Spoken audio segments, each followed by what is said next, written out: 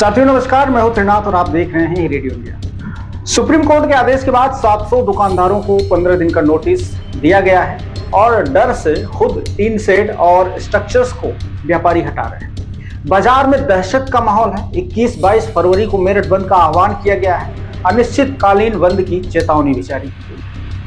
मेरठ के शास्त्री नगर स्थित scheme number 7 के अंतर्गत आने वाले सेंट्रल मार्केट में इन दिनों दहशत का माहौल है। सुप्रीम कोर्ट के आदेश के बाद आवास और विकास परिषद ने करीब 700 दुकानदारों को नोटिस जारी कर 15 दिन के भीतर अवैध निर्माण को हटाने के निर्देश दिए। चेतावनी दी गई है कि तय समय में अगर कार्रवाई नहीं हुई तो आवास विकास परिषद खुद ही बुलडोजर से ध्वस्तीकरण की कार्रवाई करेगा। इस नोटिस के बाद लोगों में दहशत है। नोटिस में 27 जनवरी को सुप्रीम कोर्ट द्वारा दिए गए आदेश का हवाला दिया गया है। न्यायमूर्ति जेबी पारदीवाला और न्यायमूर्ति संदीप मेहता की पीठ ने 6 सप्ताह के भीतर अवैध निर्माण ध्वस्त करने के निर्देश दिए थे। इस मामले की अगली सुनवाई 13 मार्च को प्रस्तावित है। स्कीम नंबर 7 के सेक्टर 2, 5 और 6 के दुकानदारों को विशेष रूप से नोटिस भेजा गया है।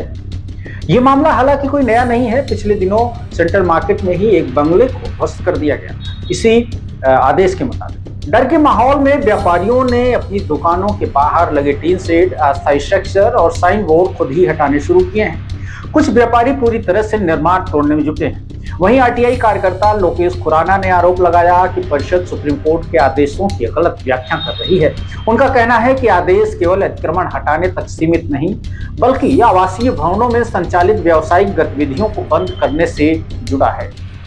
आपको बता दें कि लोकेश खुराना वही शख्स हैं जिन्होंने सबसे पहले इस मामले को लेकर मीडिया में सुर्खियां बटोरी थी और उन्होंने इस मामले को उठाया था। लोकेश खुराना ने इस मामले को लेकर मुख्यमंत्री से IGRS पोर्टल पर शिकायत दर्ज कराई है। सेंट्रल मार्केट के व्यापारियों ने आम सभा कर अपनी नाराजगी जाहिर की। सभा में व्यापारी, कर्मचारी, महिलाएं और बच्चे शामिल हुए। पोस्टर लगाकर विशेष विरोध दर्ज कराया गया है और सवाल उठाया गया है कि दुकानों को गिराकर आखिर क्या हासिल होगा।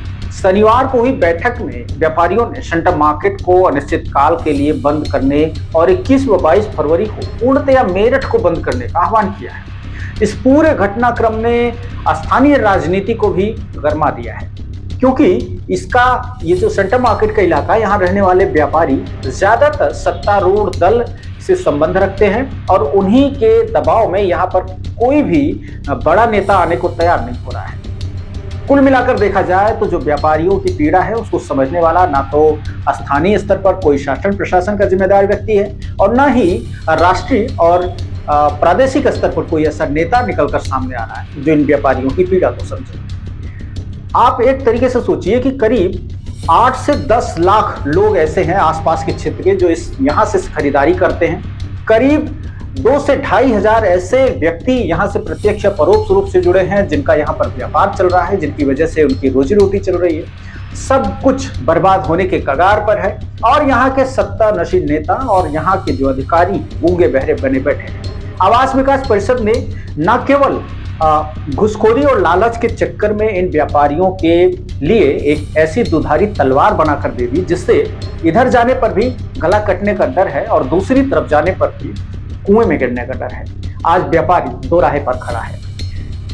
बड़ी संख्या में व्यापारियों ने शनिवार को एकत्र होकर इस बात का विरोध किया है और उनका साफ तौर पर कहना है कि अगर यहां पर आने वाले किसी भी नेता ने किसी भी राजनीतिक तरीके की लफारबाजी या बातचीत की तो उसका सीधे तौर पर विरोध किया जाएगा। उन्होंने कहा है कि जब तक ये मामला ठीक तरीके से स्पष्ट नहीं हो जाता है तब तक ये व्यापारी हड़ताल पर रहेंगे और आगे जो कार्रवाई होगी उसको झेलने के लिए तैयार होंगे। आपको बता दें कि इस दौरान संजीव शर्मा ने यह भी कहा है कि कुछ ऐसे प्रतिष्ठान हैं जहां पर आवास विकास ने पहले लैंड यूज चेंज करके उसको कमर्शियल कर दिया। उन्होंने कागजात के साथ, प्रूफ के साथ उनके उदाहरण भी दिए।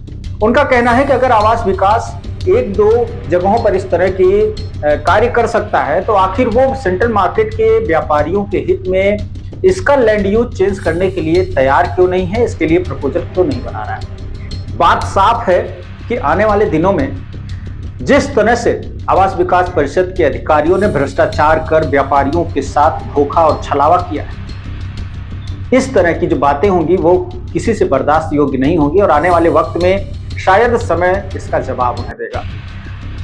एक बड़ा सवाल ये है कि अगर सेंट्रल मार्केट के जिन व्यापारियों के प्रतिष्ठान तोड़े जा रहे हैं उनको हटाने के या ध्वस्तीकरण के निर्देश जारी हो गए हैं, आदेश जारी हो गए हैं, चलिए उनका तो एक तरीके से मामला अपनी तरफ शांत हो गया। दूसरा प्रकरण ये है कि जिन अधिकारियों ने भ्रष्टाचार कर इस पूरे आवासीय क्षेत्र को मार्केट में तब्दील कराया, जिन अधिकारी उस वक्त मौके पर वहां पर पदीनस्थ थे, जिन अधिकारियों के हस्ताक्षर से यहाँ पर ये कार्य हुए हैं, उन अधिकारियों को क्या सजा दोगे जनाब? उन अधिकारियों को आवास विकास क्यों बचा रहा है, इसका जवाब कौन देगा? इस तरह के तमाम समाचारों और वीडियोस के लिए आप YouTube पर हमें सब्सक्राइब करें, फेसबुक, इंस्टाग्राम या लोकल ऐप पर देख रहे हैं तो फॉलो करना ना भूलें। शुक्रिया।